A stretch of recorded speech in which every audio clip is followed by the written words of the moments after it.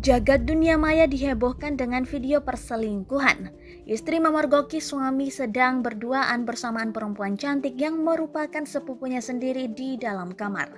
Sang istri merekam peristiwa ini hingga video viral di media sosial Instagram. Tak lama berselang, suami membuat video klarifikasi yang menjelaskan kalau sudah merencanakan peristiwa ini untuk membalaskan dendamnya.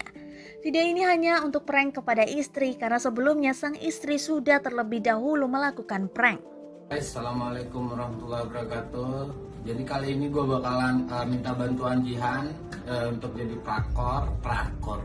pelakor dan Dini ya untuk ngedatengin Sabrina ke sini. Karena apa? Karena kemarin dia buat prank yang seperti ini. Ya, prank seperti itu ngebuat saya jungkir balik 3 kali guys ya. Jadi udah nyuruh Kabina kesini buat dia ngegerebek di kamarnya Jihan. Kita tunggu aja Kabinanya datang guys. Udah aku suruh naik Grab. Dadah. Kok dadah?